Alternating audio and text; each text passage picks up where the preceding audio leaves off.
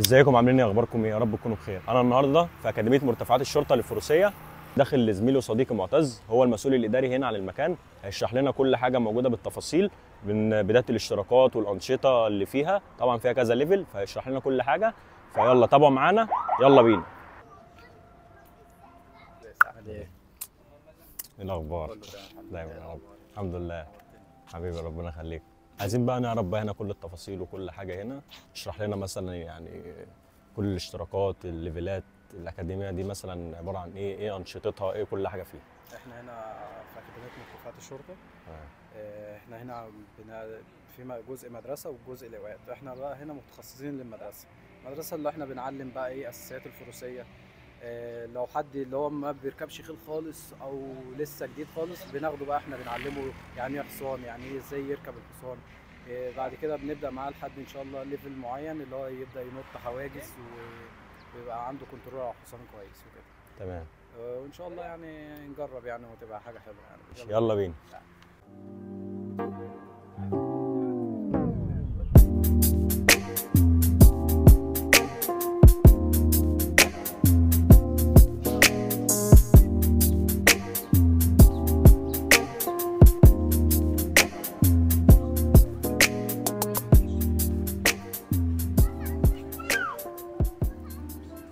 دلوقتي انت تشرح لنا بقى الليفلات هنا وكم ليفل فيهم، ومثلا الاشتراكات بتبدا من اول ليفل كام مثلا لحد ليفل كام وكده. تمام. احنا هنا بنبدا من ليفل 1.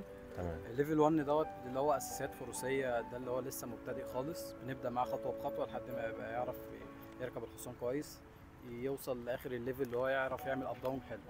بعد كده بنوصل ليفل 2 اللي هو بيبدا يمشي تروت. التروت دوت اللي هي بتبقى ماشيه عاديه، بيعرف يتزن على الحصان كويس ويمشي الحصان حلو.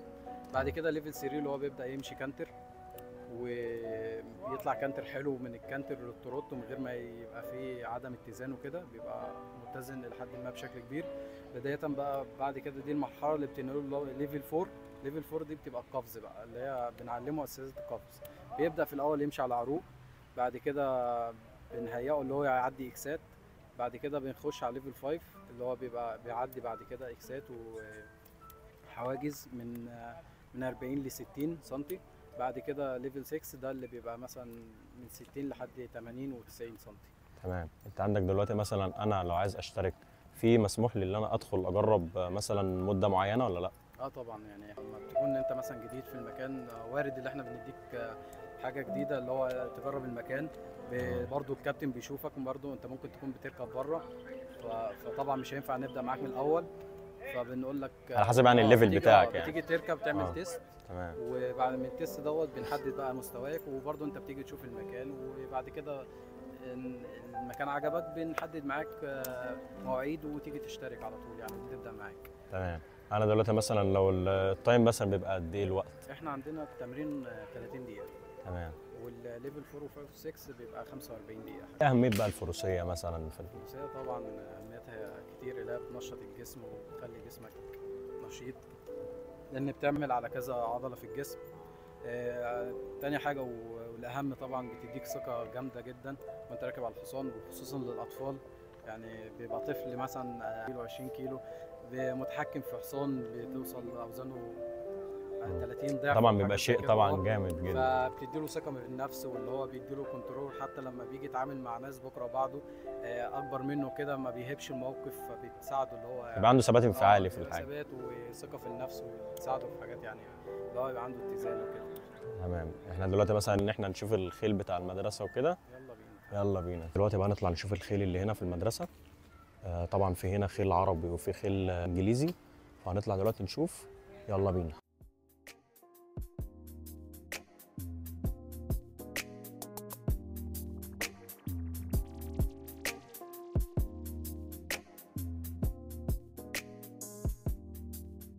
انت بتاكله كم مره عليقه وبياكل كم مره؟ هو بياكل 3 مرات عليقه. كم كيلو عليقه؟ 5 كيلو. 5 كيلو، وغير في مرتين دليس بياخد خد دليس الدليس وثلاثة عليقة. بتاع الكيلو. الحصان ما بتخش على رجله على طول كده، حصان خايف او كده ممكن يعمل حاجه، لا عشان تطمنه الاول. تمام. تجيبه من تحت كده الاول رفعها ازاي كده. انا خلاص قبل ما اخش لازم ايه تطمنه انا الاول. ايه عايز اعرف. ده اللوكر، بنحط فيه الخيل بيشتغل بقى لوحده بدل ما يشتغل لونج. لا ده بيشتغل لونج اوتوماتيك، حط فيه مثلا عدد معين 6 خيل او 7، ويفضل تشتغل اوتوماتيك بقى يلف كده، بحيث برضو ان الخيل يشتغل وما يحتاجش مجهود من شخص اللي هو يفضل يشغله كده. وايه بقى المكان اللي هنروح ده؟ احنا هنروح البدو حاطين فيه الخيل الامهار، ونروح نبص عليه كده، خيل جميله يعني. تمام يلا. عربي. دلوقتي انا عند الامهار، والامهار دول اللي هم الخيل اللي بيكون صغير. دلوقتي هم محطوطين في المكان ده، في البوكسات دي محطوط لهم اكل وشرب. هنا بيتجمعوا في المكان ده علشان يتراعوا، وده المكان بتاعهم. دي المنطقه اسمها البدو، تمام. ودي الاماكن فيها الاكل والشرب، بيتراعوا هنا.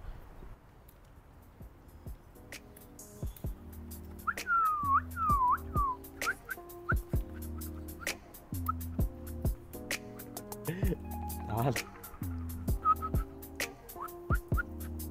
جاي اهو جاي. طبعا يعني هنا الاجواء الليليه جميله جدا جدا، على اشجار والمساحات الخضراء الجميله دي. طبعا صوت المزيكا اللي مشغلينها صوت مزيكا هاديه وجميله قوي، يعني ايه تسمعها طول ما انت ماشي في قلب النادي. وهنستعد بقى عشان نركب ايه خيل. يلا بينا.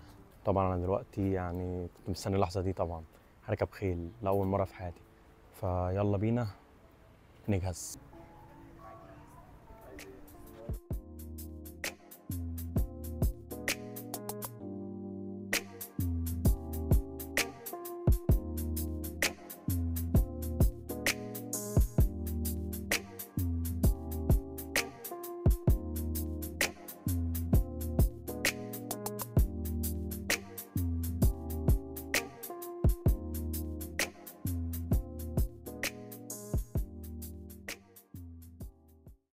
طبعا ده مكان الحمامات واللوكر، طبعا نضيف جدا جدا جدا يعني.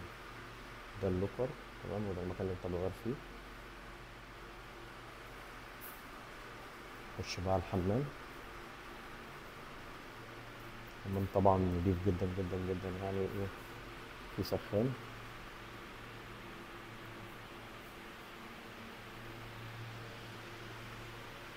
ده مكان لو عايز ايه تستحمى بعد ما تخلص تمرين. طبعا كل حاجة فيها ايه دش نضيفة جدا.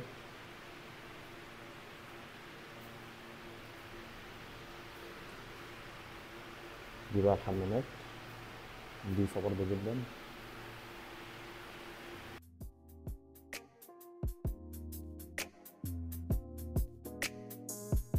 ودي النهارده كانت جولتي في نادي مرتفعات الشرطة للفروسية، تمام. طبعا المكان زي ما قلت لكم ما شاء الله عليه جميل يعني، ولو عايز تتعلم انت واولادك، وان شاء الله نشوفكم بقى ايه في خروجه جديده وفي جوله جديده. يلا سلام.